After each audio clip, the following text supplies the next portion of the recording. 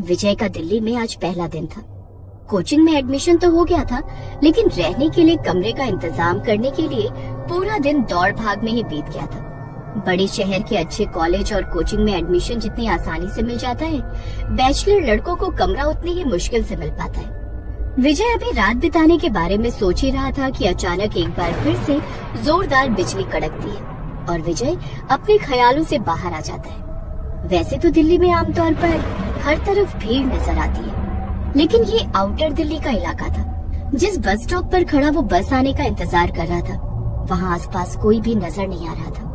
मौसम लगातार बिगड़ता जा रहा था और दूर दूर तक इंसान का कहीं कोई नाम और निशान नजर नहीं आ रहा था। अचानक ही विजय को अपने पीछे किसी के होने का एहसास होता है। विजय पलटकर देखता है तो पाता है वहाँ पर जीन्स और कुर्ती पहने एक लड़की खड़ी हुई है। विजय कुछ देर तो चुपचाप खड़ा हुआ बारिश की बूंद को निहारता रहता है, फिर लड़की की तरफ देख कर कहता है, इतनी रात को आपको अकेले नहीं निकलना चाहिए था। मौसम भी खराब है, आपको अपने घर से किसी को बुला लेना चाहिए था। बस तो पता नहीं मिलेगी या नहीं। विजय की बात करने पर लड़की भी एक नजर विजय की ओर देखती है और उसके बाद फिर से चुपचाप खड़े होकर सड़क की ओर देखने लगती है। विजय को लड़की का ये बिहेवियर थोड़ा अटपटा सा लग रहा था, इसलिए आगे कुछ भी कहे बिना विजय भी चुपचाप सड़क की तरफ देखने लगता है। विजय और वो लड़की लगभग 40-45 मिनट से बस स्टॉप पर ही खड़े थे और अब रात के लगभग 9:30 बज गए थे। विजय को जोरों की भूख भी लगी हुई थी, इसलिए अब वहाँ खड़े रहकर बस का इंतजार करना और भी कठिन होता जा रहा था। मुझे नहीं लगता इस रूट से कोई भी बस जाने वाली है। तुम दिल्ली के नहीं लगते? कहाँ के रहने वाले हो? हाँ, मैं एक्चुअली जौनपुर से आया हूँ। यहाँ पर यूपीएससी की तैयारी करने के लिए कोचिंग में एडमिशन लिया है। फिलहाल रहने का इंतजाम नहीं हो पाया, इसलिए बस कमरे की तलाश में ही लौटते हुए देर हो गई। तो कहाँ जाओगे अब देखता हूँ, रेलवे स्टेशन के पास किसी लॉज में रुक जाऊंगा। तुम्हें रहने के लिए जगह की जरूरत है? वैसे मेरी सोसाइटी में फ्लैट खाली है, अगर तुम्हें जरूरत हो तो मैं हेल्प कर सकती हूँ। ओके, अब कहाँ रहती हैं आप? बस यहाँ से कुछ दूर पर मेरा फ्लैट है, मैं वहाँ रेंट पर रहती हूँ। आप चलिए, मैं आपको अपना फ्लैट दिखा देती हूँ। अब इतनी रात को चलना ठीक होगा क्या? आप मुझे एड्रेस दे दीजिए, मैं सुबह आता हूँ ना। ये दिल्ली है, यहाँ कभी रात नहीं होती। और तुम कौन सा लड़की हो जो घबरा रहे हो? वैसे भी यहाँ बस स्टॉप पर रात बिताना सेफ नहीं है, सामने ही कब्रिस्तान है। कई बार लोगों को पैरानॉर्मल एक्सपीरियंस हुए। भूतों पर तो विश्वास करते होंगे ना तुम? कभी महसूस किया है आधी रात को सन्नाटे के बीच किसी की प्रेजेंस को? क्या आप भी, ये भी कोई वक्त है मजाक का? विजय कुछ पल के लिए सोचता है और फिर लड़की के साथ चलने के लिए तैयार हो जाता है। तुम नजदीक में ही रहती हो, फिर आधी रात तक बस स्टॉप पर क्यों खड़ी थी? तुम तो आसानी से वॉक करके जा सकती थी ना। मैं बस अपनी सहेली का इंतजार कर रही थी, लेकिन लगता है अब वो नहीं आएगी। अपने बॉयफ्रेंड के साथ ही रुकेगी आज। वैसे भी मैं किसी से नहीं डरती। दिशा नाम है मेरा, बरेली की रहने वाली हूँ। कुछ दूर तक पैदल चलने के बाद विजय और दिशा एक पुरानी सी कॉलोनी के पास पहुँच गए थे। ये कोई सरकारी कॉलोनी नजर आ रही थी। कॉलोनी के एंट्रेंस पर एक लोहे का बड़ा सा दरवाजा था, जिसका पेंट जगह जगह से उखड़ा हुआ था। कॉलोनी बड़ी पुरानी और सुनसान लग रही है, थोड़ी अजीब नहीं है? तुम यहाँ रह लेती हो? हाँ, यहाँ ज्यादा लोग नहीं रहते, खाली है काफी मकान। ये 3 नंबर वाला मकान खाली है, तुम चाहो तो आज वहीं रुक जाओ। मैं भी यहीं आगे जो 2 मकान छोड़कर घर दिख रहे हैं ना, वहाँ रहती हूँ। पूरी कॉलोनी अंधेरे में डूबी हुई थी, हर तरफ सन्नाटा था और झिंगुरों की तीखी सी आवाज के अलावा वहाँ कोई आवाज सुनाई नहीं पड़ रही थी। दिशा को हाथ से बाय करते हुए विजय 3 नंबर वाले मकान का दरवाजा खोलकर अंदर जाता है और जैसे ही लाइट्स ऑन करता है, उसे अपने सामने दिशा खड़ी हुई दिखाई देती है। दिशा, तुम तो चली गई थी ना, अंदर कैसे आई तुम? अरे, तुम्हारे साथ ही तो अंदर आई हूँ। अंधेरे में ध्यान नहीं दिया तुमने। अच्छा सुनो, यहाँ पर एक बेड भी है, 1 हफ्ते पहले ही खाली हुआ है। ये रूम अभी रहने लायक होगा। तुम्हारे पास रहने की जगह नहीं है, इसलिए आज रात तुम यहीं सो जाना, सुबह मिलते हैं। विजय कभी सोच भी नहीं सकता था कि दिल्ली जैसे अनजान शहर में पहले ही दिन कोई खूबसूरत लड़की उसे मिल जाएगी और उसकी इतनी मदद भी करेगी। रात बिताने के लिए विजय अंदर जाकर बेड पर लेट जाता है। अगले दिन सुबह उसके सोकर उठने के कुछ देर बाद ही दिशा उसे नजर आती है। तुम अपनी कोचिंग हो, अब इस घर से कोई तुम्हें निकाल नहीं पाएगा। तुम निश्चिंत होकर यहाँ रह सकते हो। लेकिन किराया? फ्लैट मेरे जानने वाले का ही है, तुम चाहो तो मुझे ही किराया दे देना, मैं दे दिया करूंगी। विजय को एक खूबसूरत लड़की का अपने लिए कंसर्न बहुत अच्छा लग रहा था। मैं बैंक की कोचिंग करती हूँ, दोपहर में 2 घंटे के लिए जाती हूँ, उसके बाद जब चाहे मुझसे मिलने आ सकते हो। मेरा फ्लैट नंबर 6 है। एक बात का ख्याल रखना, यहाँ पर आउटसाइडर्स अलाउड नहीं है। किसी बाहर वाले को इस कॉलोनी में लेकर कभी मत आना। और हाँ, कॉलोनी के लोगों को भी डिस्टरबेंस बिल्कुल पसंद नहीं है, इसलिए कभी भी किसी का दरवाजा मत खटखटाना। ओके। विजय को दिल्ली रास आ गई थी। हर रोज सुबह जब वो उठता, उसे दिशा के हाथ का लिखा हुआ गुड मॉर्निंग नोट उसके दरवाजे पर लगा मिलता। वे दोनों अक्सर साथ में बैठकर घंटों बातें करते और अपने भविष्य के सपने सजाते। कुछ दिन बाद, दिशा, कॉलोनी में इतना सन्नाटा रहता है, बाकी मकान खाली है क्या? कभी कोई आवाज सुनाई नहीं देती, कभी कोई आता जाता नजर नहीं आता। क्या बात है, तुम्हारा मन नहीं लगता क्या यहाँ पर?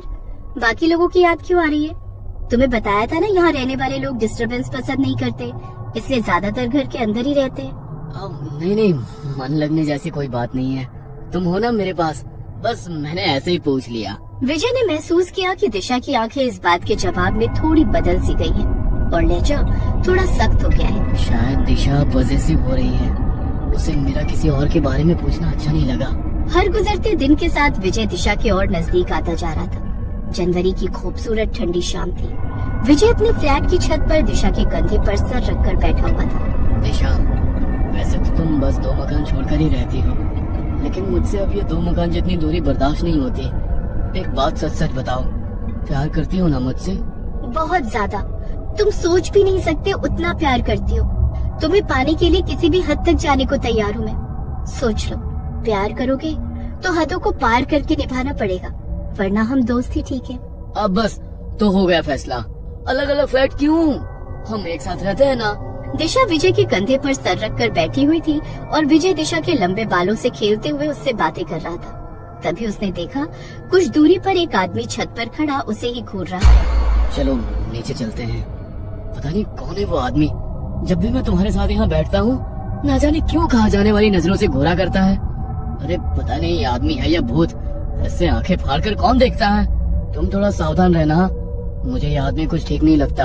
अरे मुझे उससे कोई खतरा नहीं है, तुम चिंता मत करो, छोड़ो उसे। विजय के कहने पर दिशा अब उसके फ्लैट में ही शिफ्ट हो गई थी। दोनों लिव इन में रहने लगे थे और एक दूसरे के साथ दोनों ही बहुत खुश थे। अरे यार, कोचिंग खत्म होते ही तू ऐसे गायब हो जाता है जैसे गधे के सर पर सिंह। अरे भाई, अब तो 1 साल बीतने को आया, अब तो हमारे साथ थोड़ा टाइम बिता लिया करो। इतने भी बुरे नहीं है हम कि तू हमारे साथ 2 बात भी ना कर सके। वो क्या है ना कि दिशा की कोचिंग दिन में ही खत्म हो जाती है। वो बेचारी पूरा दिन मेरा ही वेट करती रहती है, अकेले परेशान हो जाती है, इसलिए मैं जल्दी घर भागता हूँ। दिशा, मतलब तुम शादीशुदा हो? अरे नहीं, शादीशुदा नहीं हूँ, दिशा मेरी गर्लफ्रेंड है, हम दोनों साथ में ही रहते हैं। ओ भाई, गजब बात कर रहे हो, मतलब बिन फेरे हम तेरे। तब तो मिलना पड़ेगा भाई भाभी जी से। देखो, हमारे जैसे बेरोजगार बंदे पर इतना भरोसा करने वाली लड़की से एक मुलाकात तो बनती है, क्यों? मोहन की बात सुनकर विजय उसे अपने साथ कमरे पर ले जाने के लिए तैयार हो जाता है। सोसाइटी के गेट पर पहुंचकर मोहन देखता है कि सामने एक पुरानी सी टूटी फूटी खंडहर नुमा सोसाइटी दिखाई दे रही है। सोसाइटी में अंदर जाने के लिए एक गेट है जिस पर झाड़ियां लिपटी हुई हैं। अध खुले गेट से अंदर जाते हुए मोहन हैरानी से चारों ओर देख रहा था। तुम इस सोसाइटी में रहते हो? मजाक कर रहे हो ना मेरे साथ? सुबह से मजाक करने के लिए मैं ही मिला हूँ क्या तुम्हें? नहीं यार, मजाक की क्या बात है, मैं सच में इसी सोसाइटी में रहता हूँ। जहाँ तक मैं जानता हूँ ये सोसाइटी पिछले 6-7 साल से खाली पड़ी हुई है। अरे यार, तू आउटसाइडर है, लेकिन हम तो यहीं दिल्ली में पैदा हुए हैं ना, हमें बेवकूफ बनाएगा? अरे तुझे गलत इन्फॉर्मेशन मिली है यार, तो चल मैं तुझे दिखाता हूँ ना मेरा रूम, बेवकूफ क्यों बनाऊंगा? मोहन हैरानी से सोसाइटी के मकानों को देख रहा था। तभी मकान नंबर 3 के सामने जाकर विजय रुक जाता है। आ गया मेरा फ्लैट, चल अब अंदर चलते हैं। मोहन अंदर जाता है तो देखता है पूरा फ्लैट बहुत ही गंदा था। हर तरफ मकड़ी के जाले लगे हुए थे। सीलन से पूरी दीवारें काली पड़ गई थी और धूल और मिट्टी ने घर के फर्श को पूरी तरह से ढका हुआ था। विजय भाई, सही मजाक कर लेते हो? इस घर की हालत देख रहे हो? इस मकान की इतनी बुरी हालत है कि यहाँ पर इंसान तो क्या, जंगली जानवर भी नहीं रहेगा, और तुम कह रहे हो कि तुम इस मकान में रहते हो? मुझे खुद अपनी आंखों पर भरोसा नहीं हो रहा है यार। मैं झूठ नहीं बोल रहा हूँ, मैं वाकई पिछले 1 साल से इसी मकान में रह रहा हूँ। और जैसा तुम्हें ये मकान दिख रहा है ना, ये ऐसा बिल्कुल भी नहीं है। मुझे खुद समझ में नहीं आ रहा है कि अभी कुछ घंटे पहले जब मैं इसे छोड़कर गया था तब ये ऐसा बिल्कुल भी नहीं था। कुछ घंटे में इस मकान की हालत इतनी कैसे बदल गई। अरे यार, बिल्कुल साफ सुथरा चमकता हुआ घर है ये। दिशा घर की बहुत केयर करती है। कहाँ है तेरी दिशा? दिखाई तो नहीं दे रही। तू तो कह रहा था कि तेरे रूम में ही रहती है। अरे ऐसे घर में कौन लड़की रहेगी? तेरा मानसिक संतुलन तो नहीं बिगड़ा हुआ है? यार अभी भी सच सच बता, तू ये सब मजाक कर रहा है ना? अरे यार, मेरा खुद दिमाग काम नहीं कर रहा है। ये सब मैं क्या देख रहा हूँ? विजय के इतना कहते ही अचानक ही घर में जल रहा एकमात्र बल्ब फ्लैक्चुएट करने लगता है और एक ठंडी हवा का झोंका उनके शरीर को छूकर निकल जाता है। कमरे के अंदर की हवा बोझिल सी होने लगती है और अंदर के कमरे से खटखट की आवाज आने लगती है। लगता है अंदर वाले रूम में है दिशा, चल देखते हैं। विजय अंदर रूम में जाता है तो वहाँ भी हर तरफ गंदगी और सीलन ही नजर आती है। तभी उन्हें बाहर के कमरे से खटखट की आवाज आने लगती है। विजय अपने दोस्त को लेकर हैरानी से बाहर के कमरे में आता है। तभी उसे एक बार फिर अंदर के कमरे का दरवाजा पीटने की आवाज सुनाई देने लगती है। भाई, मुझे लगता है कि हमें यहाँ से चलना चाहिए। मुझे यहाँ कुछ ठीक नहीं लग रहा। तुझे जरूर कुछ तो गलतफहमी हुई है। मेरी बात मान, तू कुछ दिन के लिए अपने घर हो आ। तेरी तबीयत सही नहीं है। ऐसी हालत में तेरा यहाँ रुकना सही नहीं होगा। 1 मिनट रुक, मुझे याद आया, सुबह ही दिशा ने मुझे खाना पैक करके दिया था, लेकिन मैं टिफिन को ले जाना भूल गया। अभी भी वो टिफिन किचन में ही रखा होगा। रुक जा। विजय दौड़ता हुआ रसोई में जाता है तो देखता है कि वहाँ पर वाकई एक टिफिन रखा हुआ है।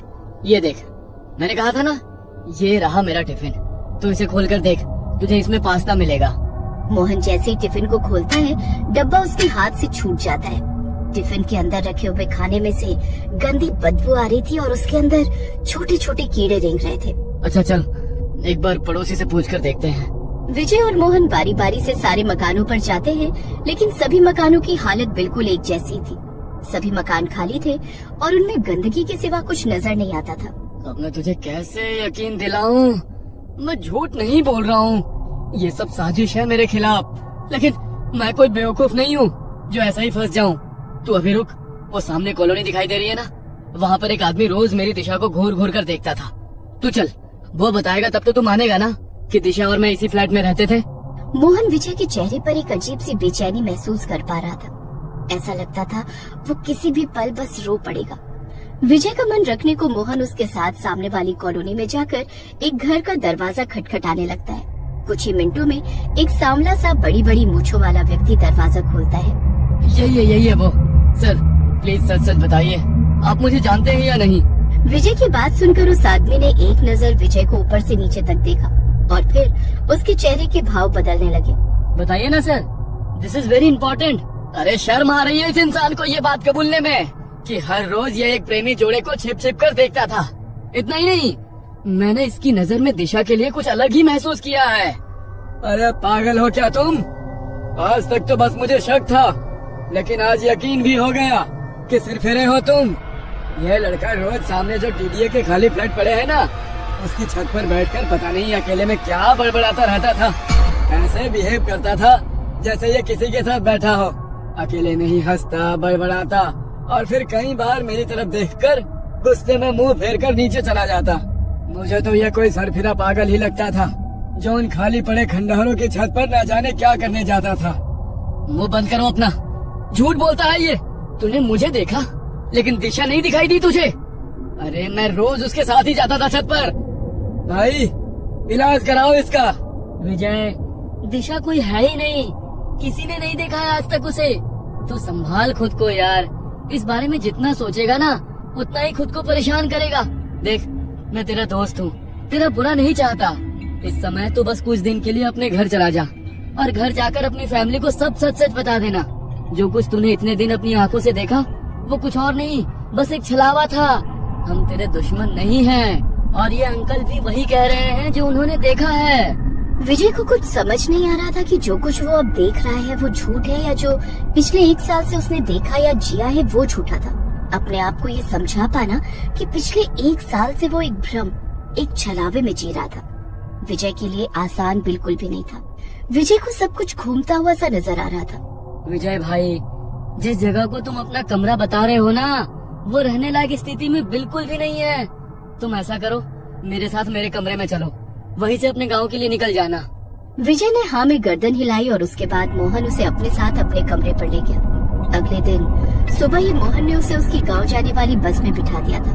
मोहन अपने गांव जरूर आ गया था, लेकिन जैसे अपने आप को ही भूल गया था। वो हर समय बस अकेले में बैठा पेंसिल से एक चेहरा बनाने की नाकाम कोशिश करता रहता। विजय को अपने गांव लौटे 1 महीने का समय बीत गया था। घर में सभी लोग उसे समझा समझा कर थक गए थे कि दिशा बस उसके मन का वहम था और कुछ भी नहीं। लेकिन विजय उनकी बात मानने को तैयार नहीं था।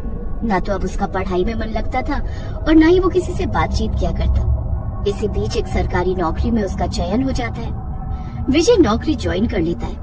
काम के दबाव और गुजरते समय के साथ वो धीरे धीरे सामान्य होने लगता है। आज फिर 20 दिसंबर था, वही दिन जब पहली बार विजय दिशा से मिला था।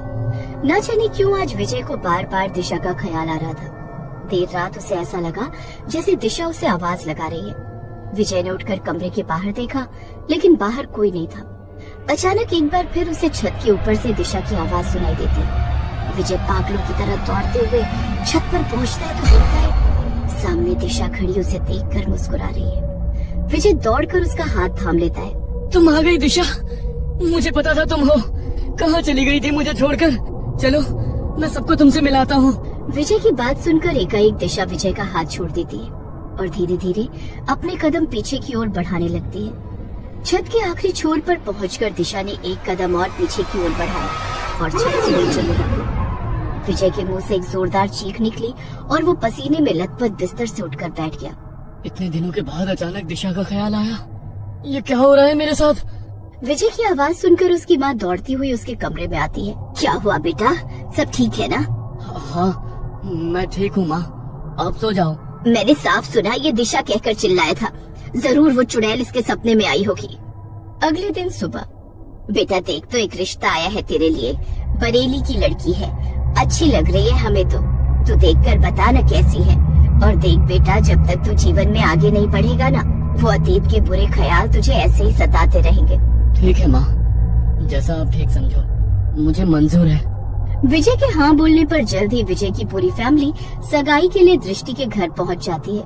जाओ बेटा, दामाद जी को घर दिखा कर ले आओ। दृष्टि विजय को ऊपर का फ्लोर दिखाने ले जाती है। ऊपर के कमरे में जाकर एकाएक एक तस्वीर को देखकर विजय के पांव वहीं जम जाते हैं। अरे क्या हुआ? ये मेरी दीदी दिशा की तस्वीर है। 5 साल पहले पढ़ाई करने के लिए दिल्ली गई थी। वो किसी लड़के से प्यार करती थी, लेकिन उसने धोखा दिया और उन्हें छोड़कर चला गया।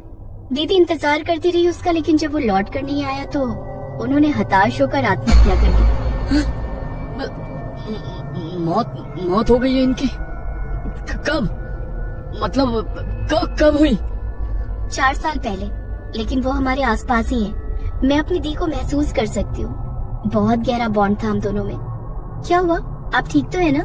प्लीज नीचे चले, मुझे कुछ ठीक नहीं लग रहा।